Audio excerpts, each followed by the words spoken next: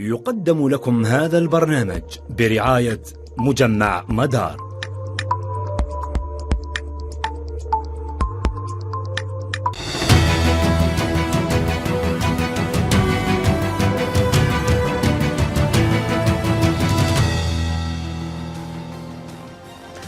Mesdames et messieurs, bonsoir. Le président a achevé sa visite d'État de 4 jours en Chine pour se rendre en Turquie, où il a été accueilli par le président turc Recep Tayyip Erdogan dès son arrivée à l'aéroport d'Istanbul pour une visite de travail de 2 jours.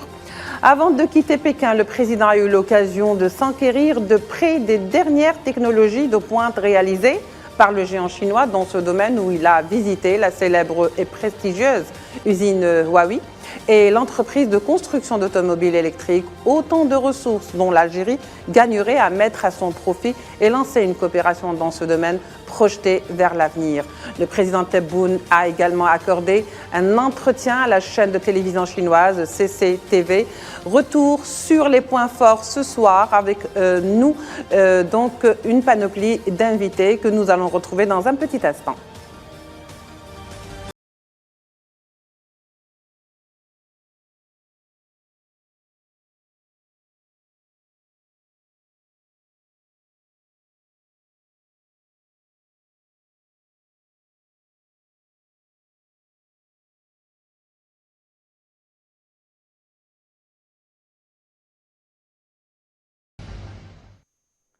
Alors, pour commencer, nous avons la joie et le plaisir de recevoir aujourd'hui ici présent avec nous au studio le directeur de la rédaction du quotidien L'Expression qui est avec nous, Monsieur Saïd Boussetta. Merci d'avoir donc accepté notre invitation. C'est moi qui vous remercie, bonsoir.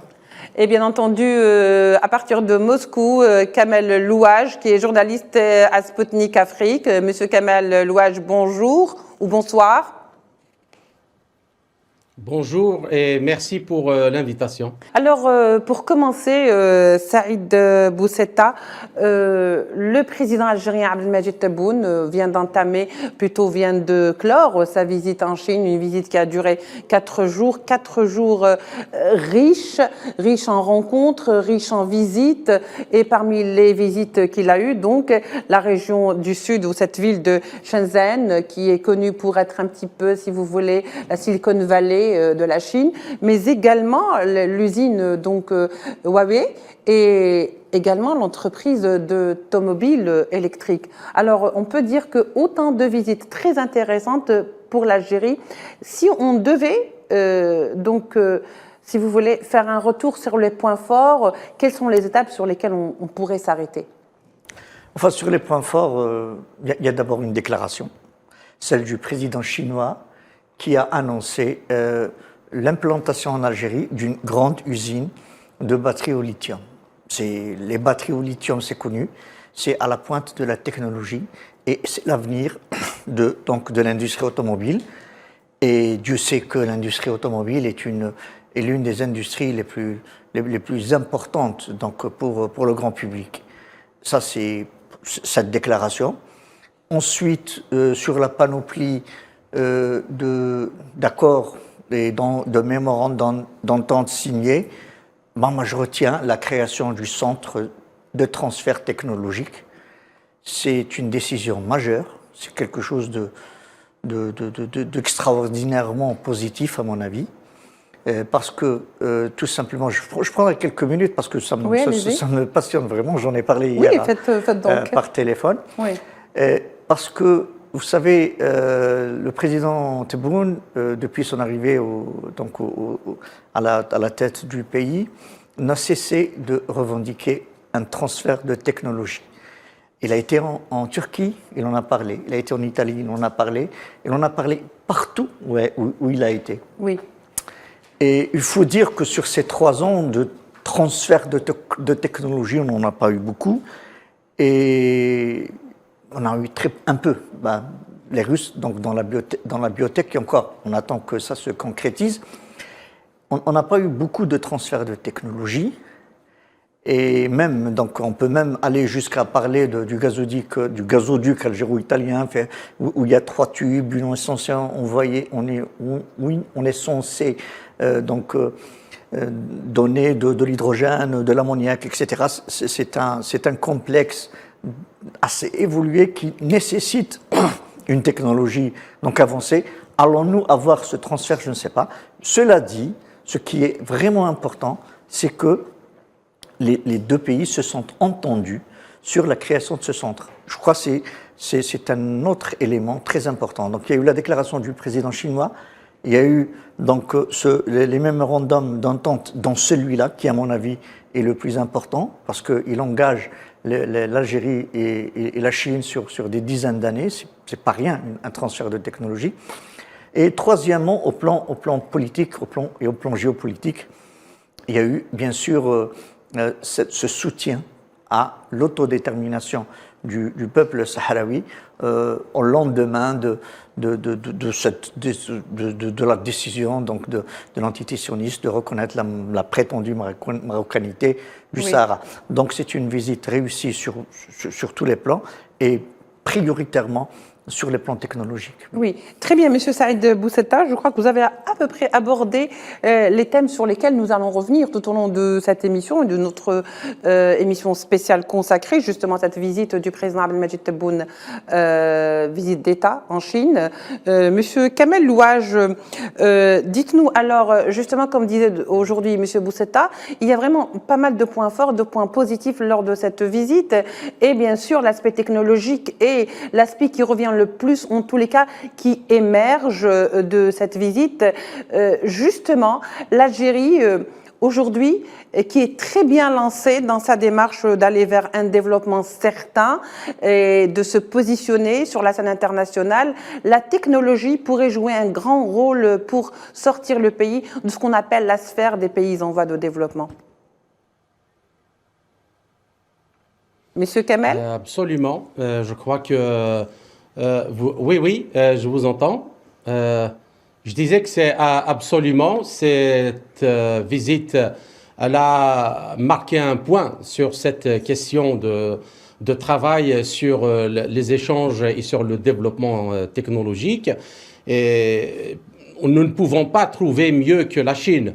Il y a un rapport qui a été publié, ça fait quelques semaines, par l'Institut de politique stratégique australien et qui a fait une classification par rapport aux brevets d'invention, par rapport aux percées scientifiques, par rapport aux percées technologiques. Et en fait, la Chine domine sur 44 domaines les plus sensibles, les plus avancés dans tous les domaines de technologie, que ce soit l'intelligence artificielle, les transports rapides, l'avionique, tout, absolument tout. Sur les 44, la Chine dépasse le monde entier, y compris les États-Unis, sur au moins 37 domaines. Il n'y a que 7 domaines où les États-Unis dépassent la Chine. Et quand je dis elle dépasse les États-Unis, le nombre de productions scientifiques et le nombre de brevets d'invention qui sont déposés, c'est 5 fois ce que fait le pays qui arrive en deuxième position, c'est-à-dire les États-Unis. Donc de ce point de vue, nous ne pouvons pas trouver meilleur partenaire. Il y a une chose que j'aimerais rappeler.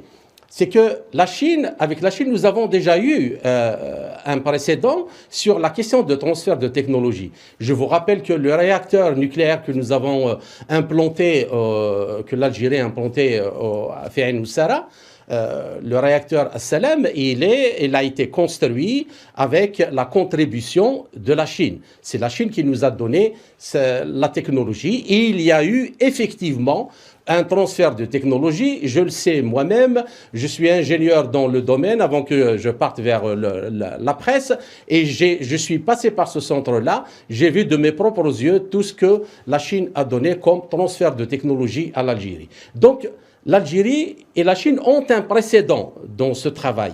Maintenant, il faut... on ne peut pas attendre à ce que ce soit le partenaire qui vienne nous dire bonjour messieurs, dames, j'arrive, je débarque et voilà la technologie que je vous propose. Non, il faut d'abord avoir un plan.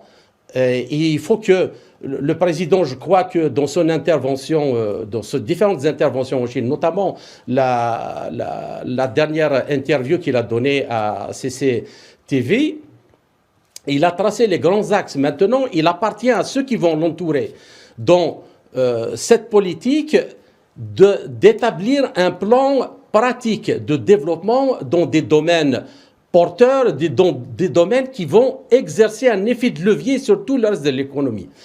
C'est bien, par exemple, l'usine des batteries à lithium, mais moi, je crois que le président aussi l'a signifié très bien qu'il faut aller surtout vers les transports rapides, c'est-à-dire les chemins de fer rapides. Ça va permettre le transport, premièrement pour les usagers, mais aussi le fret. Nous avons de gros problèmes dans des zones où nous avons une production agricole, par exemple, chaque année, qui dépasse de beaucoup l'offre locale, et nous avons besoin de fret rapide pour le distribuer dans tout le pays, et pourquoi pas la ramener vers des points d'exportation vers l'étranger. Donc, travailler sur ce genre de projet, l'espace, le nucléaire, le transport rapide, l'hydraulique, la fertilisation des terres sahariennes, et travailler sur un grand projet pour verdir et terraformer tout le désert algérien. Toutes ces technologies, les Chinois peuvent nous aider. Mais il nous faut d'abord avoir ce plan de développement à marche forcée, dans laquelle nous allons proposer des projets concrets et pour intéresser le partenaire chinois pour venir chez nous et travailler avec nous en formant les gens, en transférant la technologie et en transférant le savoir-faire scientifique. Le problème du tiers-monde depuis leur indépendance, et ils ont formé beaucoup de gens. Et on a envoyé beaucoup de gens à l'étranger aussi, qui ont été formés dans beaucoup de domaines, mais nous avons appris des choses d'un point de vue uniquement technique, mais sans la méthode qui permet de produire des gens capables de faire des découvertes scientifiques et capables de faire des brevets d'invention et capables d'imaginer des technologies applicables aux besoins du pays et de la population. Donc c'est tout ça à la fois.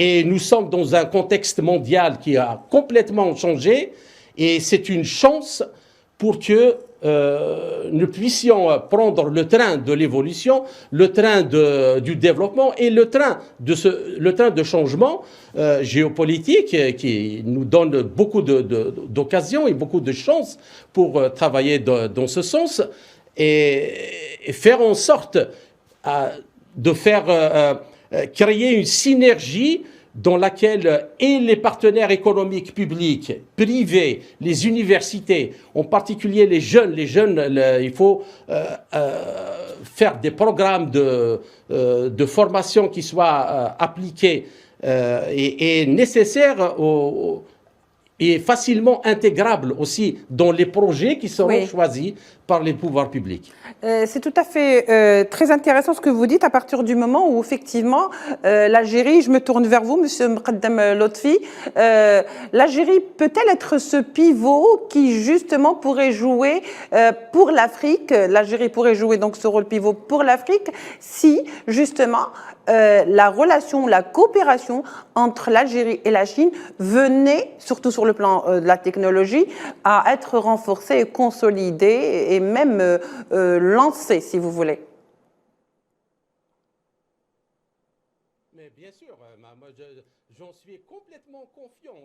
Déjà, avec tout ce qu'on peut dire sur l'université algérienne actuellement, je suis sûr qu'il y a quand même un énorme potentiel jeune qu'on pourrait exploiter d'abord. Et puis l'Algérie, elle a beaucoup de chercheurs et beaucoup d'ingénieurs de haut niveau dans le monde entier qui doivent être aussi mis en contribution dans le développement. Et nous avons les matières premières nécessaires, il n'y a aucun problème. C'est-à-dire qu'il faut une volonté politique, il faut reprendre l'esprit un peu révolutionnaire de 54-62 et un peu aussi la volonté, la détermination de développement à marche forcée que nous avons fait durant les 10 années de Houari Boumediene. Il faut je ne dis pas qu'il faut calquer le système. Hein. Il faut reprendre un peu le même esprit de travail et tout est possible. Hein. L'Algérie n'a aucun problème pour rattraper le retard technologique et pour se projeter dans le futur, que ce soit dans la région maghrébine ou dans l'Afrique. Nous avons beaucoup de choses où nous sommes pionniers en Afrique. Nous sommes le premier pays, je crois, ou le deuxième après l'Afrique du Sud, à avoir pensé à lancer un projet nucléaire. L'espace aussi. Il faut juste qu'il y ait un petit peu d'optimisme, de confiance et de foi dans le futur. Très bien, Monsieur Kamel Louage, donc restez avec nous, on va revenir dans un petit instant. Monsieur Saïd Boussetta, alors dans ces cas-là, comme on disait, l'Algérie est un pays d'abord riche de par sa jeunesse, parce que c'est quand même un pays où la majorité donc sont des moins de, je dirais, de 30 ans, de moins de 30 ans, donc des jeunes, proximité entre 20 et 30 ans, de diplômés. Et donc, c'est un pays qui gagnerait réellement à capter toute cette technologie chinoise pour peu qu'elle lui soit offerte ou que l'opportunité lui soit donnée. Absolument, absolument. Comme l'a dit M. Louadj, l'Algérie a tous les attributs d'une puissance émergente dans un futur proche. On peut même se permettre de calculer ça en une dizaine ou en une vingtaine d'années seulement. C'est-à-dire que la moitié du chemin, l'Algérie l'a déjà fait. Nous avons plus d'une centaine d'universités. Tous nos diplômés qui s'expatrient, tous réussissent. Ça veut dire que nous avons un système éducatif, quoi qu'on dise de lui, il forme des élites. Et ces élites-là, quand elles s'exportent, elles réussissent très bien. Et ces élites-là, quand elles réussissent très bien, quand elles vont dans des pays où il y a de la technologie, elles le développent vraiment bien. La mission sur Mars, le fameux robot qui prend des images, c'est un Algérien qui l'a fait. Et puis ce ne sont pas les génies qui manquent, absolument. Des jeunes pleins de talent. C'est-à-dire que ces jeunes-là, nous avons le substrat. Il n'y a aucun souci. Et je crois qu'avec l'ouverture de l'école, par exemple, de l'école supérieure de l'intelligence artificielle, par exemple, de l'école supérieure des mathématiques, etc.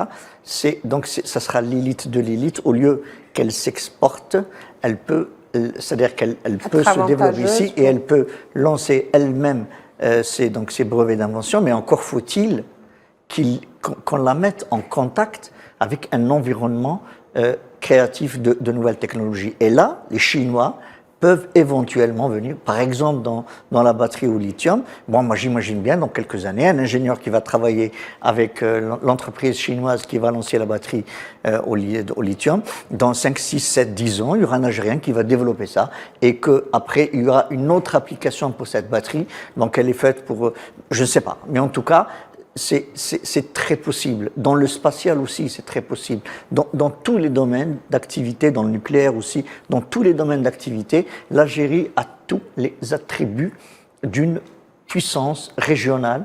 Elle a tout au plan technologique et au plan économique. Rien ne manque à l'Algérie pour qu'elle se développe.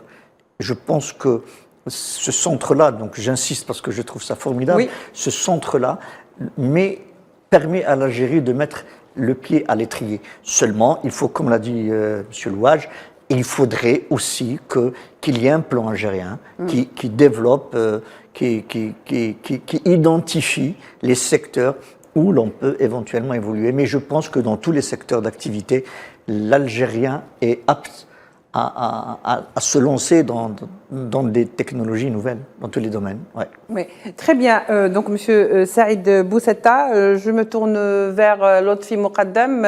Alors, Lotfi Moukaddam, c'est vrai que ce que vient de nous dire, bien sûr, avant de dire au revoir à Monsieur Kamel Louage, qui était avec nous depuis Moscou, avec ce bel éclairage et son apport et son échange. Monsieur Lotfi Moukaddam, Je disais, ou plutôt c'est M. Boussetta qui disait que effectivement l'Algérie a tous les atouts pour aujourd'hui constituer, si vous voulez, ce pôle pour tout le continent. Au fait, c'est tous les atouts, tous les moyens sont disponibles. Alors, que manque-t-il réellement pour voir l'Algérie comme étant le pôle de demain ou la ville du futur, sur le plan technologique et autres? Monsieur Lotfi Mqaddam.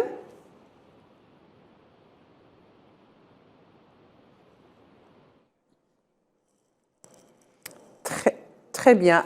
Donc, monsieur, le temps de retrouver donc Lotfi Mqaddam, monsieur Boussetta.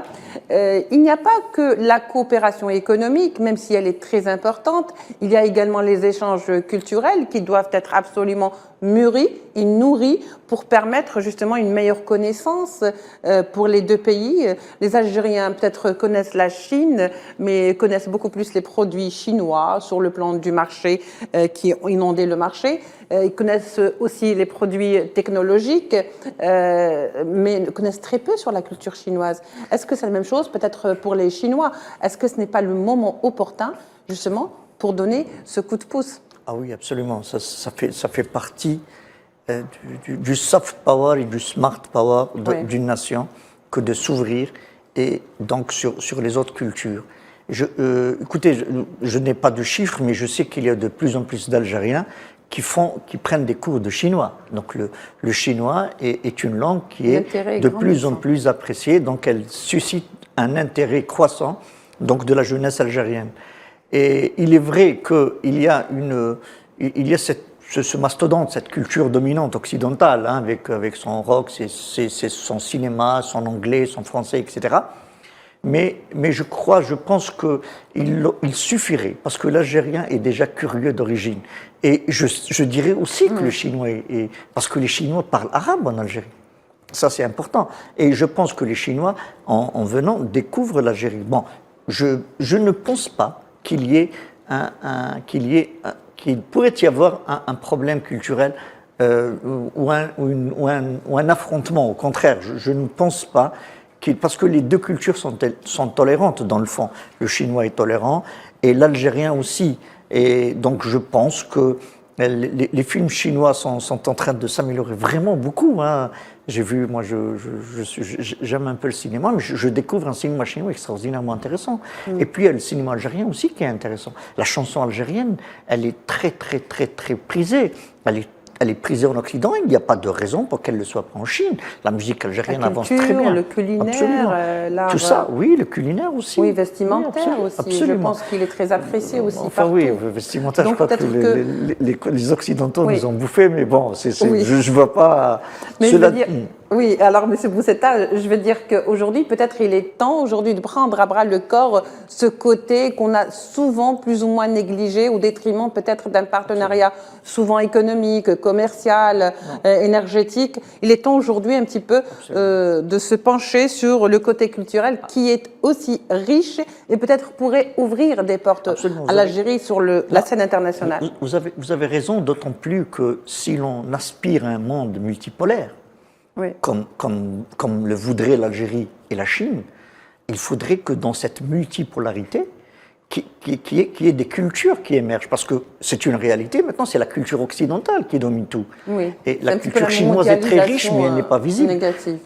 La culture chinoise est très riche, mais pas encore visible à l'échelle de la planète. La culture algérienne aussi, mais pas assez visible. Il serait justement important et intéressant que les deux cultures se dialoguent entre elles, et qu'émerge un pôle. Quand le pôle émerge au plan économique, c'est encore plus important s'il émerge sur le plan de l'intelligence, donc de la technologie, mais aussi de la culture, donc de ce qu'on appelle le soft power. Et c'est ça qui fera de la multipolarité, qui lui donnera une existence réelle. Pour l'instant, nous en parlons, mais réellement, ce qu'on voit, c'est le Festival de Cannes qui domine, c'est encore la Coupe d'Europe, la Champions League européenne qui domine, c'est encore le cinéma américain qui domine, mais il y a des poussées chinoises, je vous assure, il y a des films très beaux. Il y a des poussées algériennes aussi. Donc il faut cultiver C'est ce genre de rapprochement pour que le pôle, pour que l'Algérie qui devrait être un pôle relais, un pôle de puissance relais, et je crois que le transfert technologique garantit ça, ça veut dire que l'Algérie est en passe. La Chine a compris en quelque sorte Absolument. que l'Algérie pourrait jouer justement ce rôle par rapport à l'Afrique. Absolument, par rapport à l'Afrique, et aussi c'est la porte de l'Europe. Oui. C'est-à-dire que l'Algérie a l'infrastructure de base, elle a la meilleure infrastructure de base d'Afrique, La meilleure position géostratégique? la meilleure position géostratégique africaine en face de l'Europe. Oui, Elle a aussi une jeunesse bien formée, oui. elle a une jeunesse en bonne santé, et elle a un système, un système de solidarité sociale qui fonctionne bien. Vous savez que dans l'IDH, nous dépassons la Chine, Oui. finalement. Enfin, peut-être pas la Chine, mais l'Inde.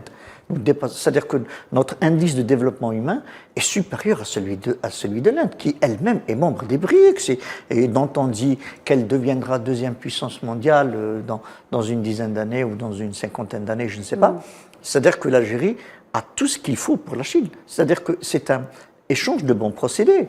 Si la Chine nous donne le transfert de technologie, c'est parce qu'elle est sûre que nous sommes un pays sérieux, un pays crédible, et qu'on n'est pas le Maroc, par exemple, qu'on ne va pas aller vers Israël ou vers n'importe qui. C'est-à-dire que l'histoire algérienne est connue, et la diplomatie algérienne est connue, et l'Algérie est connue. La position également, absolument. elle est constante. C'est-à-dire que quand la Chine a une puissance relais en Afrique, elle y gagne. Elle y gagne Elle est beaucoup. appuyée, Absolument. elle est dans une stabilité politique sereine et certaine. Donc,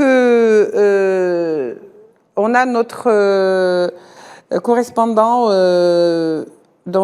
Monsieur Faisal Izdaren, qui est avec nous, qui vient de nous rejoindre. Monsieur Izdaren, bonsoir. Bonsoir. Merci d'être avec nous. Je rappelle que vous êtes chercheur en relations internationales et que vous êtes avec nous depuis Paris. L'Algérie ou la Chine a-t-elle pris conscience aujourd'hui que l'Algérie pourrait ou pouvait jouer ce rôle de pivot et de région pôle vers l'Afrique si, bien sûr, il y a des échanges assez fructueux en matière de coopération technologique et économique avec la Chine? Effectivement, nous avons déjà évoqué l'importance et le caractère stratégique que revêt les relations sino-algériennes depuis 65 ans de cela. Bien sûr, l'Algérie occupe une place prépondérante sur la scène internationale, y compris dans les projets stratégiques de la Chine. L'Algérie, elle a tous les atouts et toutes les ressources pour qu'elle soit, pour qu'elle puisse avoir une place importante. Cela se définit bien sûr par sa situation stratégique, géostratégique et aussi par sa diplomatie qui est quand même reconnue à travers le monde. Et c'est l'occasion aussi de s'adapter avec les changements du monde. Vous savez que avec le conflit russo-ukrainien, on a constaté malheureusement une modification profonde des interdépendances entre les États, ce qui a fait que énormément de pays, pas l'Algérie seulement, qui ont procédé à une réflexion et à une remise en cause des partenariats stratégiques. L'Algérie n'a pas échappé à cette règle. Elle commence à choisir ses partenaires et la Chine n'est pas des moindres. Donc l'Algérie peut compter sur la Chine pour explorer d'autres marchés, pour avoir les outils nécessaires technologiques, industriels et cognitifs pour sa relance. On en a vraiment besoin.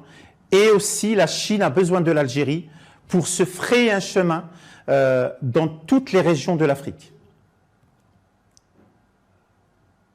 l'Afrique, comme on le disait tout à l'heure, tout au long de notre débat, est un pays riche. Riche par sa jeunesse, riche par les moyens dont elle dispose, riche par ses ressources naturelles, y compris les énergies fossiles. Et il n'y a pas que les énergies fossiles, il y a également les énergies renouvelables dont elle pourrait profiter. Nous avons du soleil, nous avons donc la mer, nous avons beaucoup de potentiel. Tout ce potentiel, comment peut-il être profitable dans cette coopération avec la Chine, mais également pourrait-il être rentable pour les Algériens? Est-ce que les Algériens pourront justement voir un jour leur pays devenir un petit peu ce pôle de développement, ce pôle de modernité auquel ils aspirent? Oui, effectivement. L'Algérie actuellement réfléchit depuis quand même un bon moment à peaufiner son modèle économique.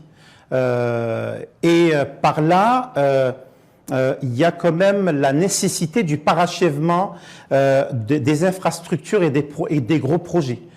La Chine a pris part à cela depuis quand même plusieurs années.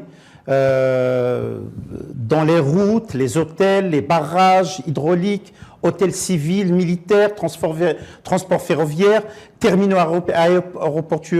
aéroportuaires, pétrochimie, nouvelles villes, pratiquement dans toutes les grandes œuvres. Aucun secteur n'échappe à l'appétit, bien sûr, de l'économie chinoise. Et quand on parle de l'économie chinoise, c'est une économie active, c'est une économie grandissante et très active. Et quand on dit économie active, on parle d'économie vorace. Oui. Par rapport aux énergies fossiles ou bien aux énergies aussi renouvelables. Il faut dire que selon des statistiques, la Chine quand même a pu décrocher depuis 1999 pas moins de 80 milliards de dollars de commandes de l'État algérien, dépassant de loin tous les autres partenaires. Parce qu'on doit quand même le rappeler qu'on a des partenaires historiques devant quand même la réticence de certains et la temporisation d'autres. Nous avons à côté l'audace chinoise. Oui, très bien. Alors, qui dit coopération sino-américaine ou algéro-chinoise, on ne peut pas s'empêcher non plus de bifurquer un petit peu sur les BRICS.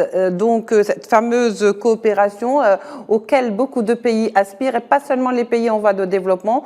On l'a vu, on le dira par la suite. Alors, le président, comme je le disais, M. Boussetta, donc, avait fait ou donné un entretien à la chaîne de télévision chinoise où il est revenu sur plusieurs aspects en matière d'échange, de coopération, mais également concernant le BRICS où il a demandé ou fait sa demande officielle. L'annonce a été faite donc par le président de la République. Nous allons l'entendre et le voir ensemble et on reviendra vers le débat. العالم تاع البريكس يساعدنا أكثر. وبهذه المناسبة طالبنا رسميا الانضمام لمنظمة البريكس وانضمامنا رسميا إلى بنك البريكس، وراسلنا السيدة المديرة رئيسة برازيل سابقة أن نكون أعضاء في مساهمين في بنك البريكس. والمساهمة الأولى نتاعنا ستكون ب1.5 milliard $. Très bien. Alors, on vient de le voir ensemble. Ça, c'est la demande qui a été faite donc officiellement pour l'adhésion de l'Algérie au sein des BRICS. La participation a été donc, si vous voulez, payée. La participation s'élève à 1,5 milliard, donc 1,5 milliard de dollars. Monsieur Moukaddem, alors l'Algérie, peut-on dire qu'elle va avec des pas certains et sûrs vers un développement éminent et manifeste? Oui, l'Algérie, il faut le dire, l'Algérie est en train de suivre une nouvelle feuille de route dirigée vers l'avenir. elle est en train de mettre toutes les chances de son côté, d'adapter ses politiques parce que la véritable problématique, c'est comment s'adapter dans un monde qui change très vite, dans un monde qui n'est plus le même, parce qu'il y a eu des puissances qui ont émergé après la Deuxième Guerre mondiale, un ordre mondial qui devient de plus en plus, qui tient par un fil. Et aujourd'hui, l'Algérie, elle utilise tous ses moyens pour être face à cette situation qui n'est plus tenable sur le plan international ou sur le plan géostratégique. L'Algérie et les BRICS, et ce qu'on appelle le Brésil, l'Inde, la Chine. Vous savez, au départ, la Chine, la Russie et les autres pays du BRICS. Là, avec l'adhésion à la NDP, la nouvelle banque de développement du BRICS, l'Algérie, elle est en train de joindre un club très fermé de pays, parce qu'il faut savoir que le capital de cette nouvelle banque de développement est à hauteur de 100 milliards de dollars qui seront utilisés à aider les pays membres, mais aussi les autres pays à profiter d'un financement plus assoupli et plus adéquat avec leurs besoins. Parce que si on prend la FMI ou la Banque mondiale, ils existent, mais ça a été toujours problématique d'aller vers eux pour obtenir du financement. Avec les BRICS et à sa tête, avec la NDP à sa tête, Dilma Rousseff, qui a eu déjà un contact en mois de juin, je pense à Paris, avec notre ministre des Finances, qui a aussi mis sur la table l'adhésion de l'Algérie à cette nouvelle banque de développement des BRICS. Tout ça, il va dans la direction que l'Algérie aujourd'hui allait en face avec son temps. C'est-à-dire le président Abdelmajid Tebboune, après l'État algérien, après les taureaux par les cornes, ils ont décidé qu'aujourd'hui l'Algérie, elle doit être ce pivot régional et continental, parce que nous, la démarche de l'Algérie aujourd'hui, c'est un pays ancré en Afrique, c'est un pays tourné vers la Méditerranée, c'est un pays qui fait partie du monde arabe, mais aussi c'est un pays pivot, et c'est un pays qui peut, avec ses infrastructures aujourd'hui, l'éducation en Algérie, c'est l'une des meilleures en Afrique. Il ne faut pas oublier qu'aussi la santé en Algérie, on est des pays qui ont l'un des meilleurs systèmes de santé. Et le président de la République a parlé de ça pour investir dans une troisième partie quand il a dit l'Algérie et la Chine, ils peuvent aller ensemble dans le secteur de la santé en Afrique. Et je pense avec la Chine, l'Algérie, elle peut envisager ce genre de partenariat. C'est le partenariat qu'on appelle investir pour une troisième partie. Et de ce fait-là, il faut que l'Algérie aussi adapte une politique très très innovante. Et c'est pour ça que je reviens toujours à l'économie. Personnellement, je dis que l'Algérie, elle doit faire son transfert imminent vers ce qu'on appelle l'économie numérique. Et le président Abdelmajid Tebboune était dans la Silicon Valley chinoise, qui est Shenzhen. Vous savez, Shenzhen, les Huawei et les ZTI, ils ont ce qu'on appelle une université. C'est une ville qui est à 30 kilomètres de Shenzhen. Ils ont l'université de Tamesha. Et moi, j'ai visité la ville en 2012. Vous savez que pour le développement de la 4G, de Huawei ZTE, il y avait 4 Algériens qui étaient chargés du pôle développement. Là, 2 sont au Canada, un maintenant il est chez je pense c'est Alstom en France, et un 4e il est aux États-Unis. Et c'était des Algériens que j'ai rencontrés en 2012 qui ont aidé les sociétés chinoises à se développer. Ils travaillent aussi dans la formation des Africains qui venaient se former, ces ZTE et Huawei en Chine. Donc, je pense que le BRICS va ouvrir cette fenêtre pour l'Algérie, pour rejoindre ce club très fermé, il faut dire, mais porteur d'un nouveau message, porteur d'un nouveau ordre mondial plus équitable et plus social. Et je pense, de notre côté, la libération va se faire, et la dynamique avec une économie numérique, avec des start-up algériens qui sont en train de gagner des points et d'évoluer très vite. Et je pense qu'à partir de ça, on peut appeler ce qu'on appelle le transfert de technologie, faire appel aux mastodontes chinois, aux grandes entreprises asiatiques ou autres pour nous aider à trouver des solutions et à faire ce transfert technologique qui pourra venir en aide à nos PME, à nos petites et moyennes entreprises, à nos startups, mais aussi à nos grandes entreprises nationales dans une économie très dynamique, basée sur la logistique et basée aussi sur la rapidité et la diversité. Bah oui, voilà, je pense que vous avez assez bien résumé, en tous les cas, fait le tour de la question concernant cet échange ou ce partenariat. Nous allons justement voir avec ces extraits de l'entretien qui a été donc accordé à la chaîne de télévision chinoise concernant les déclarations du président et surtout par rapport à ce partenariat spatial. Pardon. ما فيش ميدان اللي ما نتمناش فيه التعامل مع دولة الصين العظمى، سواء في الفضاء، سواء في التعليم العالي، سواء في مساعدتنا على إنجاز أكثر في ميدان الصيدلة، في ميدان الدواء، في ميدان التكوين، وكل ميادين مفتوحة. نتمنى باش ندخلوا شركاء المهندسين الجزائريين باش يكونوا شركاء في شركة مختلطة للفضاء، لعلم الفضاء وللتطبيقات الفضائية، منهم ساتيليت، منهم حتى تكوين جزائريين. Alors, on vient de le voir, donc vraiment l'intérêt de l'Algérie est très axé sur son développement, sur ce domaine de la recherche.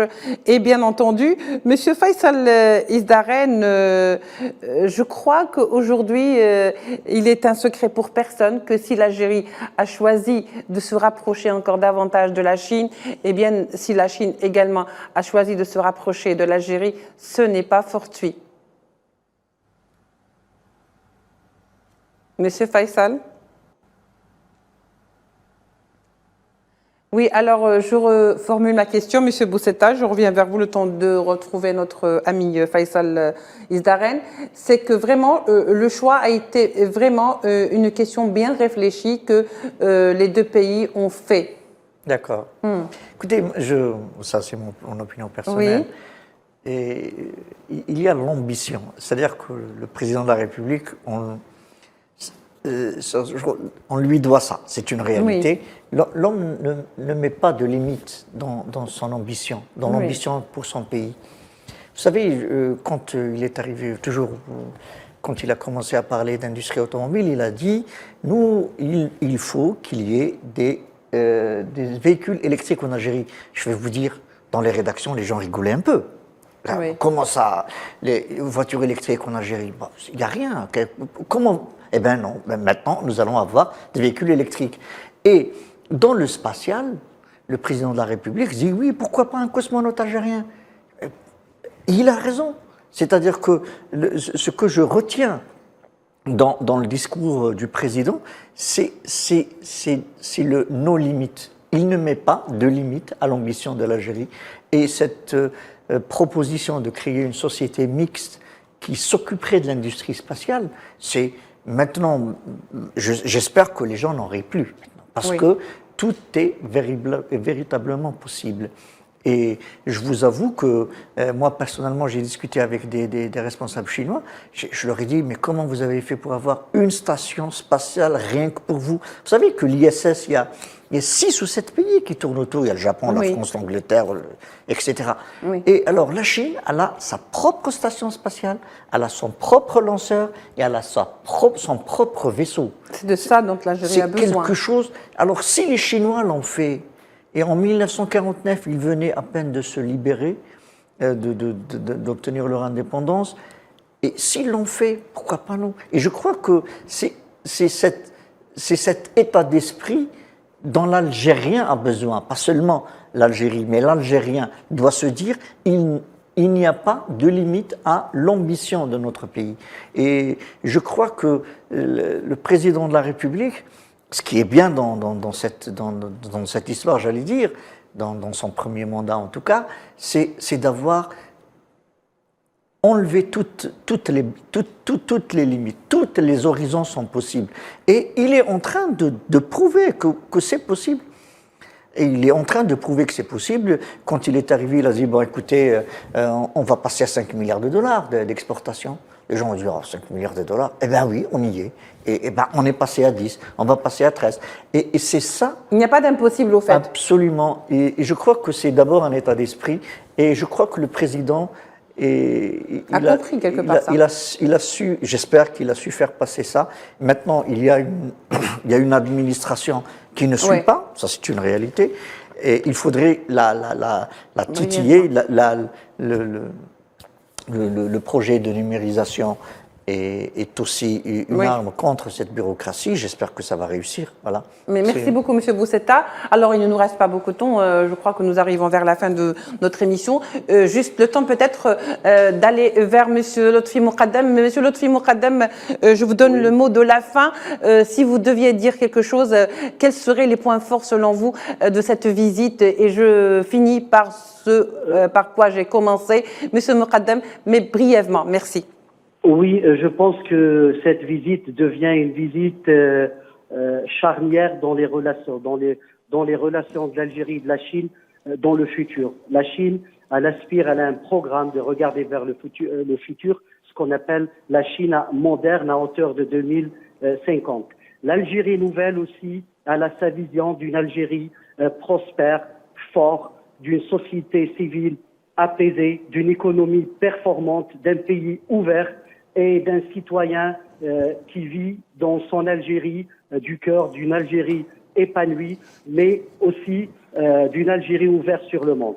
Donc, pour moi, le maître mot, le président algérien l'a dit, et le maître mot, c'est travailler ensemble, faire des politiques, ne pas s'arrêter à des politiques à court terme, mais de regarder très loin, de chercher des partenaires fiables, ce qui est très important, et de ne pas changer de politique quand les hommes changent ou quittent leur poste. Et ça, c'est très important. Et c'est la seule, pour moi, c'est l'une des rares leçons qu'on peut retenir de la Chine. La Chine a fait sa station spatiale, vous savez, année après année, morceau après morceau. Monsieur Moukadem, pour chaque fois, elle a mis un calendrier pas très optimiste, mais ils ont commencé de rien. Et on peut suivre ça, on a les moyens, on a la matière grise, on a la volonté dans cette Algérie nouvelle.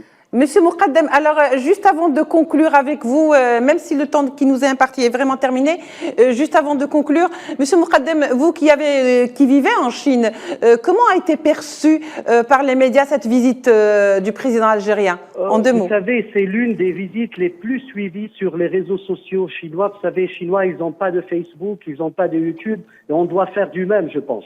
Ils ont de leur propre réseau, c'est le Weibo, c'est le WeChat, et on a pu voir, même au niveau de la presse et des médias locaux en Chine, ils ont suivi la visite. Elle a été, tous les rencontres très médiatisées en chinois, même le discours du président de la République. Aussi, il y avait beaucoup de vidéos de l'Algérie qui a été à côté de la Chine en 1971 pour la reprise de son siège. Et vous savez, en Chine... Oui, brièvement, monsieur Moukadem, juste ça. Algilia, Albania, les deux A, et c'est les copains, c'est d'Apagno. Merci beaucoup, merci. De la Chine. Merci, vous allez me donner des problèmes avec les gens de la régie. En tous les cas, merci beaucoup, monsieur Moukadem Lotfi. Vous êtes expert, éditeur pour la télévision chinoise, spécialiste également des questions chinoises. Merci à vous, monsieur Saïd Boussetta, d'avoir été avec nous. Je rappelle que vous êtes directeur de la rédaction du quotidien L'Expression. Merci à Kamel Laouaj, journaliste à Sputnik Afrique, et monsieur Faisal Isdaren, chercheur en relations internationales, qui était avec nous respectivement depuis Moscou et Paris. Merci à vous de nous avoir suivis. Au revoir.